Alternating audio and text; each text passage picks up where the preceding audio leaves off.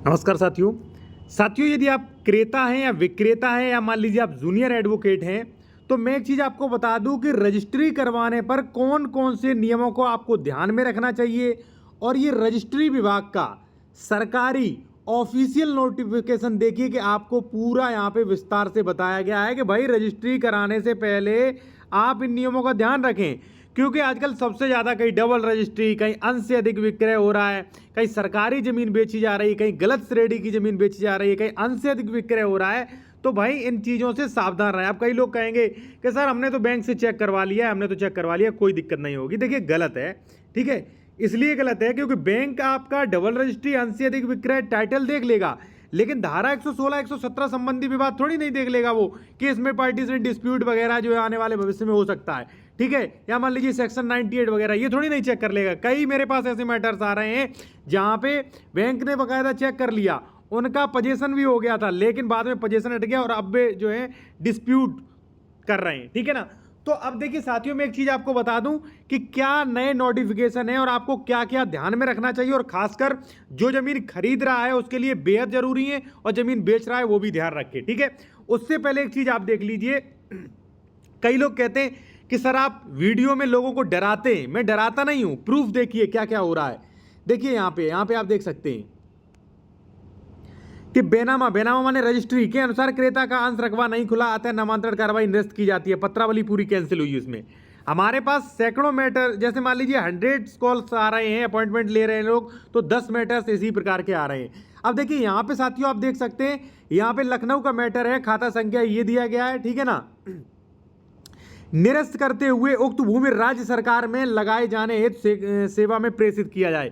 यानी कि सेक्शन 98 का उल्लंघन किया तो पता चला साथियों 4 साल बाद जो है ये जो है जमीन जो है राज्य सरकार में निहित की गई, और उस पर जो है कम से कम 52 से 58 प्लॉट जो है वो राज्य सरकार को चले गए। अब राज्य सरकार इसमें दोषी नहीं, आप सेक्शन 98 का उल्लंघन कर बैठे थे, ठीक है। अब देखिए साथियों इसमें क्या हुआ, इसमें देखिए ये हुआ कि ये ग्राम सभा की जमीन को बेच दिया गया, बकायदा खतौनी में भी दर्ज थी, और फिर बाद में आदेश दिया गया कि सरोजनी नगर जिला लखनऊ, यहाँ पे खतौनी फसली वर्ष निजी पक्षों को वाद के निस्तार तक भूमि स्वरूप में परिवर्तन करने से रोक लगाई गई, ठीक है। यहाँ पे आप देख सकते हो, भूमि खुर्दबुर्द करने से यानी कि क्रय विक्रय, और स्वरूप परिवर्तन करने से यानी कि भाई उसका सेक्शन 80 वगैरह नहीं कर सकते, और ना ही उस पर घर बना सकते। देखिए आदेश यहाँ पे स्टे लग गया है, ठीक है ना।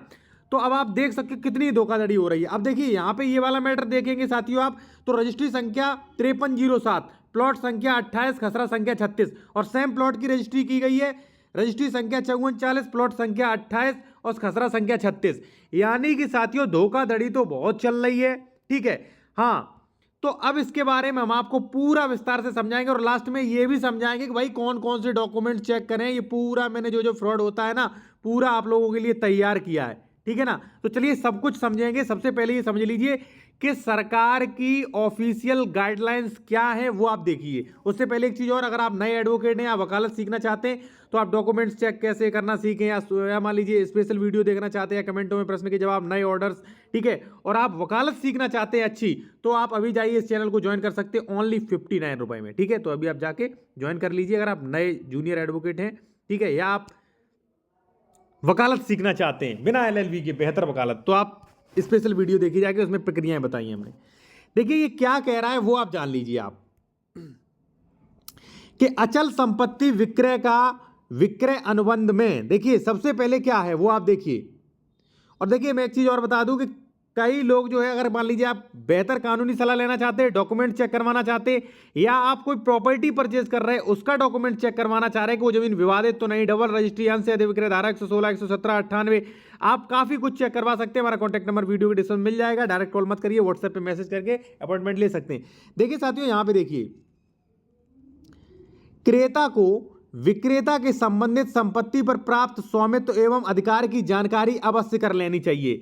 यानी कि साथियों रजिस्ट्री चेन आपको पूरा मिलाना चाहिए कि ए हमें बेच रहा है तो इसे राइट्स कहां से आए, और ए को किसने बेचा, बी को बेचा तो बी को कहां से राइट्स आ गए थे, ठीक है। ये पूरा चेन तैयार करें, क्योंकि भाई ये क्या कर रहे हैं प्रॉपर्टी डीलर, कई लोग जो है फर्जी तरीके से पूरा चेन तैयार करवा ले रहे हैं अपना, ठीक है। इसके बाद कृषि भूमि विक्रय की दशा में क्रेता को, यानी कि जो खरीद रहा है, विक्रेता से भूमि कि खतौनी की नकल प्राप्त कर लेनी चाहिए। अगर मान लीजिए आप कृषि जमीन खरीद रहे हैं तो खतौनी की नकल प्राप्त करें। और एक चीज मैं आपको बता दूं, उत्तर प्रदेश में प्लॉट्स वगैरह जो लोग खरीद रहे हैं, अगर लेआउट जारी नहीं है तो खतौनी मैंडेटरी है आपके लिए। यहाँ पे देखिए, अंकित विवरणों का सत्यापन संबंधी तहसील के राजस्व अभिलेखों से स्वयं करना चाहिए। यदि संपत्ति अर्धनगरीय तथा नगरीय क्षेत्र भवन भूखंड में है तो संबंधित नगर पंचायत, नगर पालिका अथवा जो है यहाँ पे देखिए अभिलेखों से संपत्ति स्वामी संबंधी जानकारी प्राप्त कर लेना चाहिए। देखिए जी साथियों, मैं आपको बता दूं कि प्रॉपर्टी का मूल डॉक्यूमेंट्स होता है खतौनी। और देखिए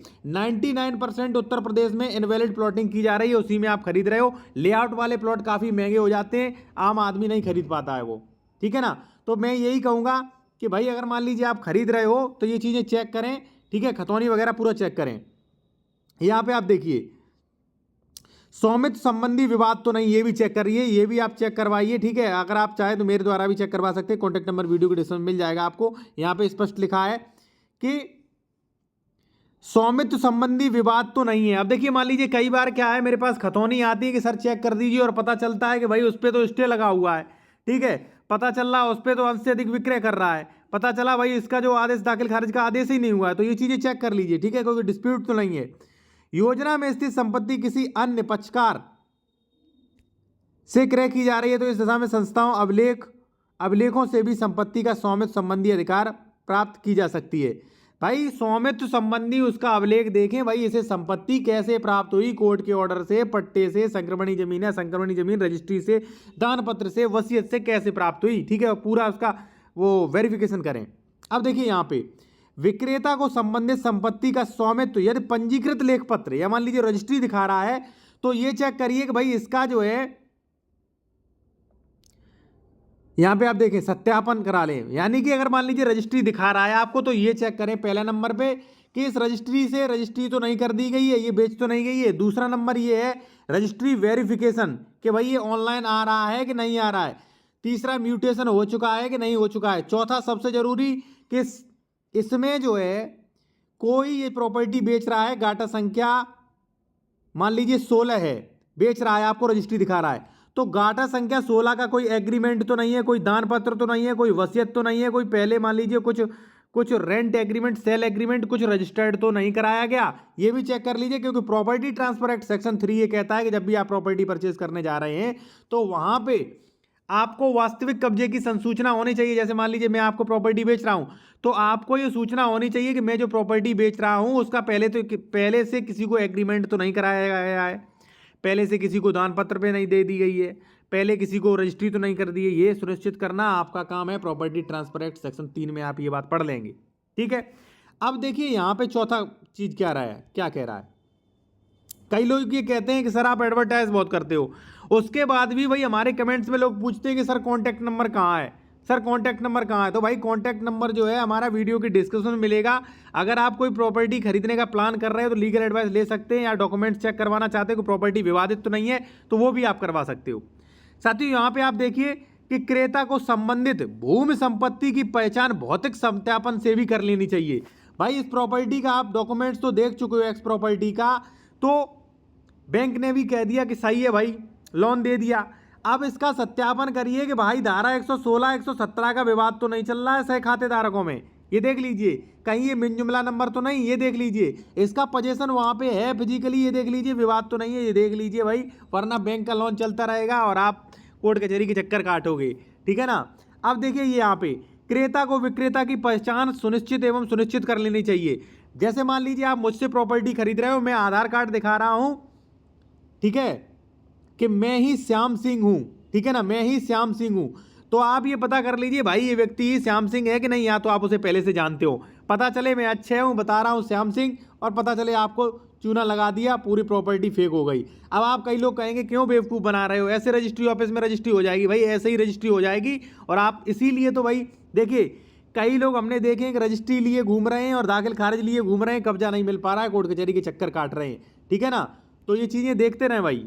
अब देखिए इसके अलावा और भी मैं आपको बता दूं जो कि जरूरी है, क्रेता को संबंधित संपत्ति पर किसी भी प्रकार का प्रभार संपत्ति के संबंध में पूर्व में हुए सौदे, जैसे कि मैंने बताया, जैसे मान लीजिए एक्स प्रॉपर्टी में आपको बेच रहा हूं तो आप ये पता लगाइए इस एक्स प्रॉपर्टी पर कोई भार यानी कि लोन तो नहीं है, एक्स प्रॉपर्टी पर कोई रजिस्ट्री ऑफिस में मान लीजिए कोई एग्रीमेंट वगैरह या कोई पहले सौदा तो नहीं हो चुका है, ये पता करिए आप, ये आपका दायित्व है भाई, ठीक है ना। दूसरी बात यहां पे देखिए, नोट अचल संपत्ति से विक्रय क्रेता संबंधी सावधानियां स्वयं अपनाया जाना आवश्यक है। भाई आप रजिस्ट्री करवा रहे हो तो ये सारी वेरिफिकेशन खुद करिए, ठीक है ना।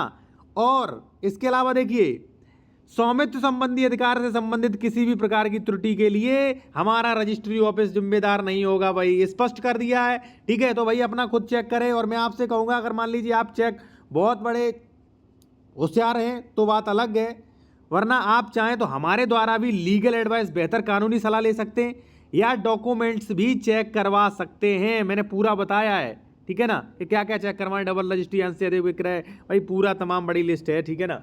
भाई हम चेक करते हैं, बाकी लोग क्या करते हैं वो अपना जाने, ठीक है। इसके बाद क्या कह रहा है वो जान लीजिए आप, लास्ट वाला पॉइंट, कि विक्रेता का यह दायित्व है। देखिए विक्रेता यानी कि जो जमीन बेच रहा है, मैं आपको जमीन बेच रहा हूं तो मेरा यह दायित्व है कि अचल संपत्ति के स्वामित्व से संबंधित सभी अभिलेख, यानी कि जो भी मान लीजिए अभिलेख हैं, उनकी फोटोकॉपी जो है वो आपको अपेक्षित सत्यापन कर सके, यानी कि जो खरीद रहा है उसे दे दूं कि ताकि वो भैया सत्यापन कर सके ये प्रॉपर्टी सही है कि नहीं। एक चीज़ मैं आपको बता दूं कि अगर मान लीजिए आप कोई प्लॉट वगैरह खरीद रहे हैं तो आज की जनरेशन में ऑनलाइन भी डॉक्यूमेंट्स निकाल सकते हैं आप। बस आपको क्या पता होना चाहिए, गाटा संख्या, ठीक है, गाटा संख्या आपको पता होना चाहिए, ठीक है बस। और आपको ग्राम पता होना चाहिए, निकाल सकते हैं। लेकिन निकालने का मतलब ये नहीं है कि भाई आप प्रविष्टियां चेक कर लें, क्योंकि अकेली खतौनी में 90 प्रविष्टियां चेक होती हैं, ठीक है ना।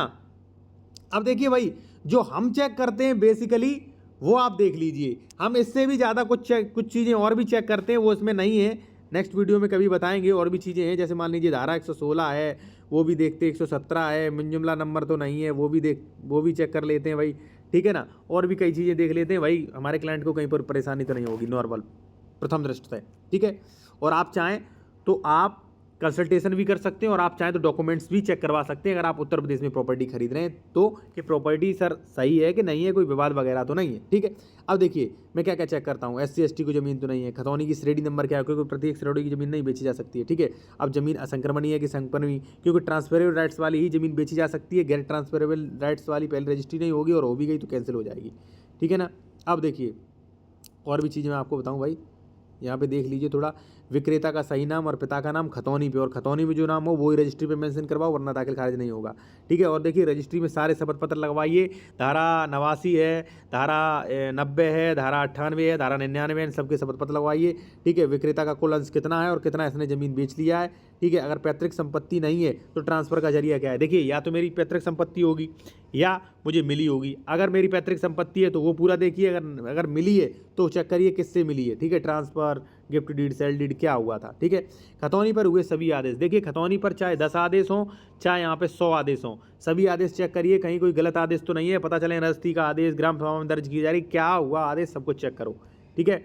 अब देखिए यहाँ पे जमीन पर कोई केस तो नहीं चल रहा है, वो देखिए RCMS पे आप देख सकते हैं। सिविल का तो वही पता ही नहीं चला सकते आप, ठीक है, हम भी नहीं पता कर सकते सिविल का तो, ठीक है। हालांकि देख सकते हैं 90% है कि उस पर कोई विवाद नहीं होगा अगर हम देखते हैं, लेकिन 10% कोई क्लियर नहीं। उसके बाद साथियों देखिए यहाँ पे कुछ चीज़ मैं आपको और क्लियर कर दूँ साथियों, कि जैसे मान लीजिए विक्रेता ने कितना ज़मीन खरीदा था, ये चेक करिए, कितना ज़मीन खरीदा, उसने कितना का दाखिल खारिज करवाया और कितना बेचा। अब प्रॉपर्टी डीलर तो बहुत कुछ कर रहे हैं भाई, पता चले एक ही गाटा संख्या 16 में जो है 10 बार में ज़मीन खरीदी, मात्र 5 बार रजिस्ट्री का दाखिल खारिज कराया और 10 बार की ज़मीन बेच दी ऐसे ही, ठीक है ना। तो वो चीज़ चेक कर लीजिए भाई, ठीक है। और ये देखें भाई विक्रेता के साथ कोई फ्रॉड तो नहीं हुआ है, ठीक है। प्लॉट नंबर का मिलान कर देंगे भाई, प्लॉट नंबर की पहले रजिस्ट्री तो नहीं हो चुकी है, डबल रजिस्ट्री तो नहीं। ज़मीन का सरकारी नक्शा चेक करें। देखिए साथियों मैं एक चीज़ और आपको बता दूं कि यदि मान लीजिए उसका लेआउट रजिस्टर्ड है, रेरा है, फिर तो कोई दिक्कत नहीं है। अगर रेरा वगैरह नहीं है, लेआउट पास नहीं है, तो फिर सरकारी रेवेन्यू का नक्शा देखें, पता चले गाटा संख्या 16 में आपको कह के बेच रहा है और पता चले 17 में ग्राम सभा की ज़मीन जो है उस पर कब्जा दे दे, ये चीज़ चेक कर लेना। धारा 143 भी चेक कर लीजिए भाई, धारा 143 है कि नहीं, 80 है कि नहीं। और कई लोग मिथ है ये कि कई लोग कहते हैं कि सर धारा 143 तो दाखिल खारिज नहीं होगा, ठीक है, धारा 80 है तो दाखिल खारिज नहीं होगा। धारा 80 के बाद भी दाखिल खारिज होगा, हमसे आप आदेश ले सकते हैं, कॉन्टैक्ट नंबर वीडियो के डिस्क्रिप्शन में मिल जाएगा आपको, ठीक है ना। और देखिए यहाँ पे भौतिक कब्जा सत्यापन भी करें वही आसपास से, ठीक है। और मान लीजिए आप, अगर मान लीजिए जूनियर एडवोकेट हैं, आप चाहते हो कि बिना LLB के मैं एडवोकेट से अच्छी जानकारी रख सकूं, तो आप इस चैनल को ज्वाइन कर लीजिए। स्पेशल वीडियो के आपको नोटिफिकेशन मिल जाया करेंगे ज्वाइन करने के बाद। ओनली 59 रुपये मंथली।